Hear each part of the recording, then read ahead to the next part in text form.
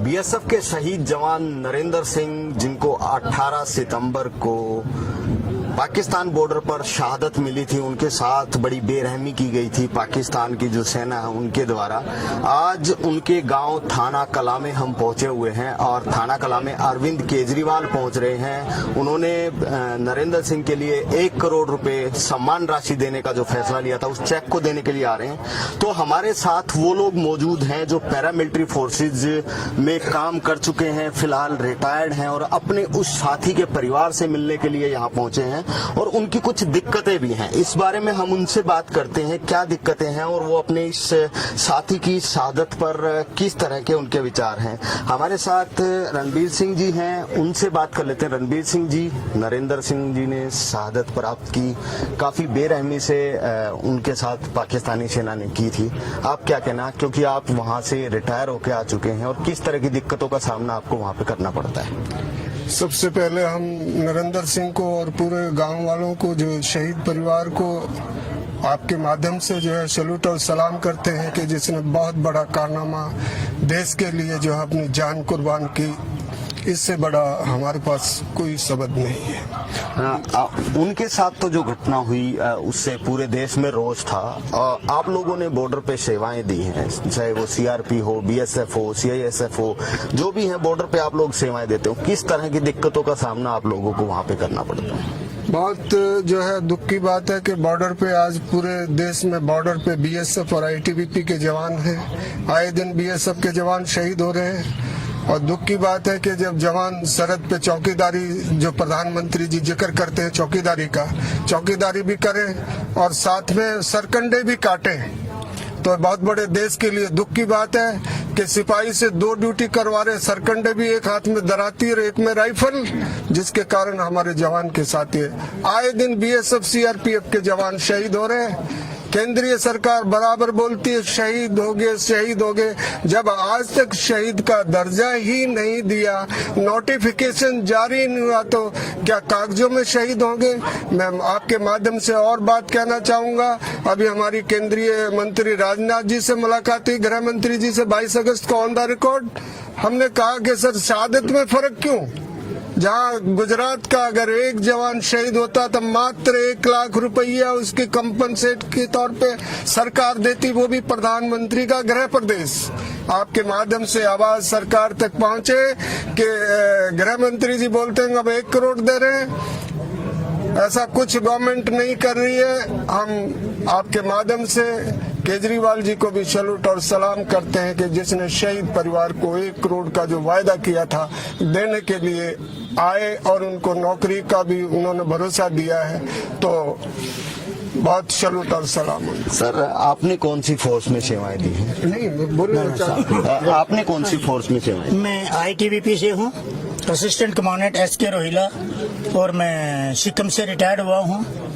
और आईटीबीपी का तो रोल एक ऐसा है जो आदमी कुछ सोच भी नहीं सकता है। -0 से लेकर -55 तक जवान उसमें नौकरी करता है। पैदल चलते 7-7 दिन तक, 15-15 दिन का एक्मेटाइजेशन पीरियड लेते हैं। और यहाँ हमारे साथ क्या किया गया 2004 से, अब हमारे जवानों की पेंशन ही बंद कर दी गई है।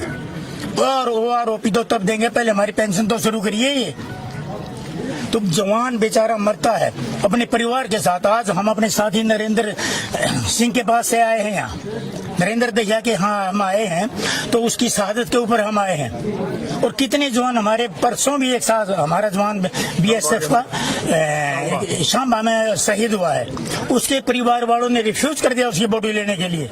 उन्होंने ये कहा पहले हमें शहीद का दर्जा दीजिए और हमारी सहूलतों को बढ़ाइए। ना हमें जीएसटी, कैंटीन में जीएसटी कोई सुविधा उपलब्ध है, ना ही हमें कोई किसी भी तरह का आना जाना, ना ही हमारे बच्चों को कहीं भी कोई कोटा उपलब्ध है। ये नरेंद्र मोदी जी हमारे पास जाके रहते हैं, आईटीबीपी के पास होली मनाते हैं, दिवाली मनाते हैं, बॉर्डर में जाके बड़े बड़े वायदे करते हैं, और दिल्ली में आने के बाद सब जुमले हो जाते हैं, कुछ नहीं हो जाता है। तो इसलिए कहाँ इसको करें। ये बीजेपी सरकार स्वयं तो पेंशन के ऊपर जी है और जवानों की पेंशन खत्म कर दी गई है। जिसका हक है उसको तो पेंशन दे नहीं रहे हैं, जिसका नहीं हक है अपने वोट के लिए उसको पेंशन दे रहे हैं। भाई इट्स सो, आपके माध्यम से ये कहेंगे पंजाब केसरी या हमारे आज तक के माध्यम से हमारी आवाज को बुलंद करे और हमें दिखाए, मीडिया हमसे आंखें ना चुराए, क्योंकि कई बार आप बुरा ना माने, मीडिया भी हमसे आंखें चुरा रहा है और बार बार उसका यही हाल है। हमारे साथ आए, खड़े हों और हम अपनी लोकल जनता से भी ये प्रार्थना करते हैं कि हमारे साथ आए ताकि हमारे आने वाले बच्चों के फ्यूचर को हम सेव कर सकें। सर आप लोग, आपने कहाँ सेवाएं दी हैं? मैं असिस्टेंट कमांडेंट सूरज बांधैया, मैं ITBP से रिटायर्ड हूँ। सर आज जो नरेंद्र सिंह की शहादत पे अरविंद केजरीवाल यहाँ पर पहुंच रहे हैं, उन्होंने 1 करोड़ रुपए देने की घोषणा की है, उनके बेटे को नौकरी देने की घोषणा की। ये अच्छी बात है, बहुत ही अच्छी बात है, बहुत अच्छा कदम है केजरीवाल जी का। लेकिन बाकी सरकारें भी करें ना, सेंट्रल गवर्नमेंट भी करे ना, वो हमें शहीद का दर्जा दे। शहीद का दर्जा, अभी हम लड़के से पूछ रहे थे क्या आपको सारी सुविधाएं मिल गई, बोला हमें सभी शहीद का दर्जा मिल गया। जब नोटिफिकेशन ही गवर्नमेंट की तरफ से नहीं हुआ, आप भी कह रहे हैं कि शहीद हुआ, हम भी कह रहे हैं कि कश्मीर में शहीद हुआ, शहीद वो तो गया लेकिन उसको दर्जा तो नहीं मिला हुआ है, वो दर्जा दिलाया जाए ना। आर्मी को पेंशन मिल रही है, स्पेशल पे मिल रही है। हम 18,000 फुट की ऊंचाई पर माइनस डिग्री टेम्परेचर में काम करते हैं। 15 दिन हम पैदल चलकर अपनी फॉरवर्ड पोस्ट पर पहुंचते हैं। लद्दाख से चलकर के 16 दिन के अंदर मुर्गो पोस्ट पर पहुंचा जाता है पैदल।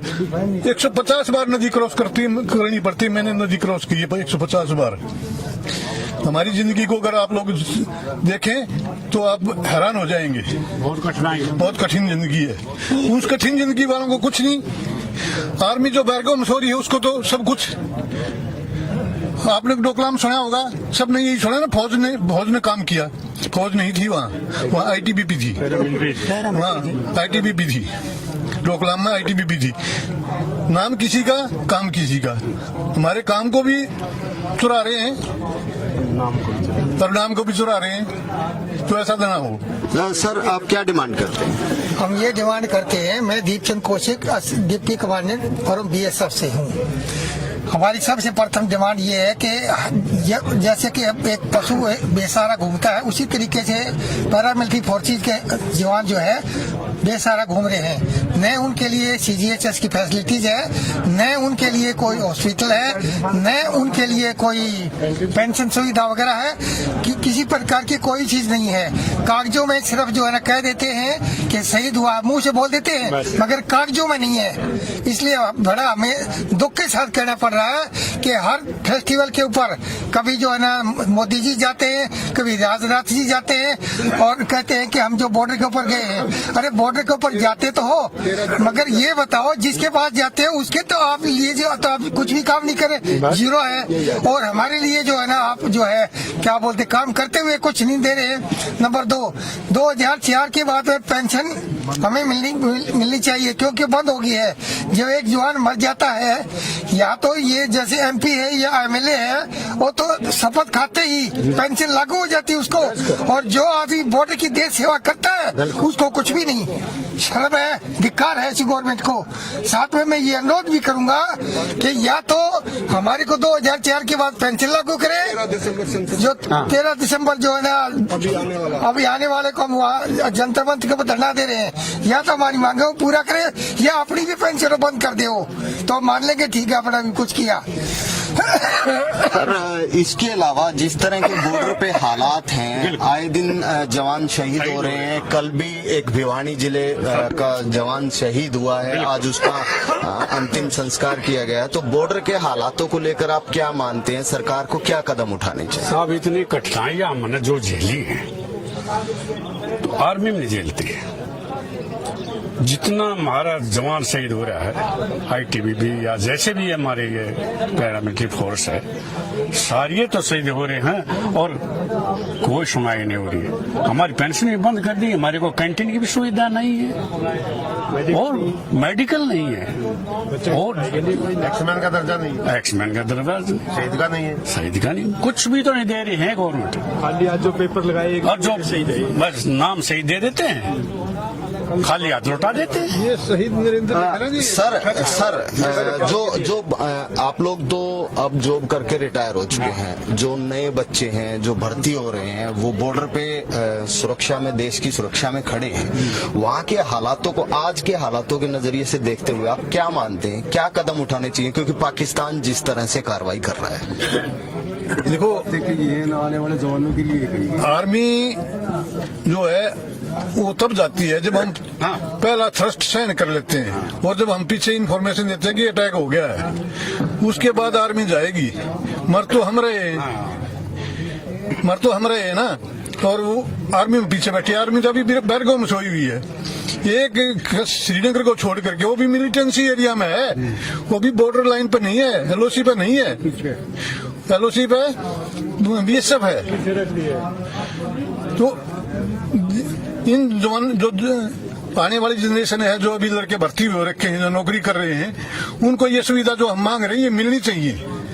सर अगर बात की जाए जिस तरह के हालात हैं देश में, तो ये आवाज उठ रही है एक बार पाकिस्तान के साथ आर पार की हो जानी चाहिए। तो आप लोग एक्स सर्विसमैन एक कह सकते हैं, क्योंकि आपने भी वहीं पे नौकरी की है, चाहे आर्मी के एक्स सर्विसमैन होते हैं, तो आप क्या मानते हो, क्या एक स्टेप हो जाना चाहिए? हो जाना चाहिए, क्योंकि बार बार का उनका रोज का यही धंधा है। अगर नहीं होगा तो ये समस्या ये आएगी। और जो हथियार है हमारे पास, न मात्र हथियार अभी फिलहाल, न एयर की हमारी इतनी जो ताकत है न और कुछ है, ताकत करके और जो है ना पूरे का पूरा प्रबंध होना चाहिए और उसके साथ आर पार की लड़ाई होनी चाहिए। सर क्या आप लोगों की अब जरूरत पड़ जाए तो जाने के लिए